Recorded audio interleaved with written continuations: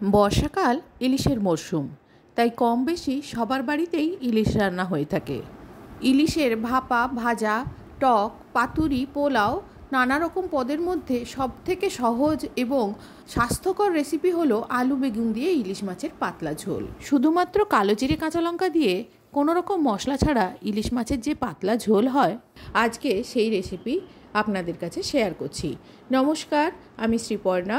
অমৃতকুম্ভ চ্যানেলে আপনাদের সবাইকে স্বাগত জানিয়ে আজকের রেসিপি শুরু করছি। 4 পিস ইলিশ মাছ নুন হলুদ মাখিয়ে কড়াইতে সর্ষের তেল গরম করে তেলটা গরম হলে ছেড়ে দিয়েছি, আর মাছের তেলটাও পাশে দিয়ে দিয়েছি। মাছের তেলটা এখানে কিন্তু পুরো ভাজবো না, এপিট ওপিট করে একবার ভেজে নিয়ে অন্য পাত্রে তুলে নিয়ে পেঁয়াজ দিয়ে আমি এটা ভেজে নেব। আর মাছগুলোর এক পাশ ভাজা হয়ে গেলে উল্টে দিচ্ছি অপর পাশ ভাজার জন্য। মাছের দুটো দিকেই হালকা করে ভাজা হয়ে গেছে। এবারে অন্য একটা পাত্রে তুলে রেখে এই তেল থেকে খানিকটা তেল কমিয়ে নিচ্ছি, আর অন্য পাত্রে যেই তেলটা রেখেছি সেটাও আপনাদের দেখাচ্ছি। মাছের তেল আমি কাঁচা পেঁয়াজ আর লঙ্কা দিয়ে ভেজে নেব। পেঁয়াজ কাঁচা লঙ্কা দিয়ে তেল ভাজা ভাতের সাথে বেশ ভালোই লাগে। আর এদিকে কড়াইতে আমি ঝোলটা রান্না করে নেব। একটা বড় সাইজের বেগুন ভালো করে ধুয়ে নিয়েছি।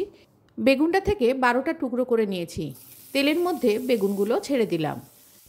তেলের মধ্যে সব বেগুনগুলো দিয়ে খুন্তি দিয়ে নাড়াচাড়া করে তেলটা ভালো করে বেগুনের সঙ্গে মাখিয়ে নিয়ে ঢাকা দিয়ে 10 সেকেন্ড মতো রাখবো, যাতে তাড়াতাড়ি বেগুনটা ভাজা হয়ে যায় আর এতে তেলের পরিমাণও কম লাগে। তারপর ঢাকা খুলে নাড়াচাড়া করে বেগুনগুলো এপিট ওপিট করে ভালো করে ভেজে নেব। বেগুন যখন ভাজা হয়ে যাবে, এইরকম লাল হয়ে গেলে বেগুনটা তুলে একটা পাত্রে রেখে দিয়ে ওই কড়াইতে আর একটু তেল দিয়ে দিচ্ছি এর মধ্যে লম্বা করে কেটে রাখা আলু। আমি দুটো বড় সাইজের আলু এরকমভাবে কেটে নিয়েছি। আলুগুলো তেলের মধ্যে নাড়াচাড়া করে ভালো করে ভেজে নেব। প্রয়োজনে ঢাকার ব্যবহার করব। আলু পুরো ভাজা হওয়া পর্যন্ত রান্না করব। আমি এখানে চন্দ্রমুখী আলু ব্যবহার করেছি, তাই আলুগুলো ভাজতে ভাজতেই প্রায় সেদ্ধ হয়ে এসছে। আমি আপনাদের দেখাচ্ছি একটা ভেঙে, এই দেখুন প্রায় সেদ্ধ হয়ে এসছে। আমি আলুগুলো একপাশে সরিয়ে রেখে ওই কড়াইতে দিয়ে দিচ্ছি 4টে চেরা কাঁচা লঙ্কা আর 1 চামচ কালো জিরে। যদি আপনাদের গভীর করা হয় তাহলে আলুগুলো তুলে রেখে এই ফোড়নের কাজটাও করতে পারেন। তখন তেলের মধ্যে কালো জিরে আর কাঁচা লঙ্কা দিয়ে দেবেন। এখানে কালো জিরে কাঁচা লঙ্কাটা দেওয়ার পরে এর ওপরে একটু তেল দিয়ে দিচ্ছি। কড়া গরম আছে, তাই 2-1 ফোঁটা তেল সঙ্গে সঙ্গেই গরম হয়ে যাবে, আর এতে কোনো স্বাদের হেরফের হবে না।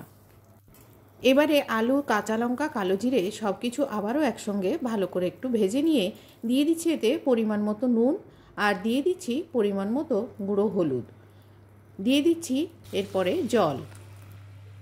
পরিমাণ মতো জল দিয়ে নুন হলুদটা ভালো করে মিশিয়ে নেব।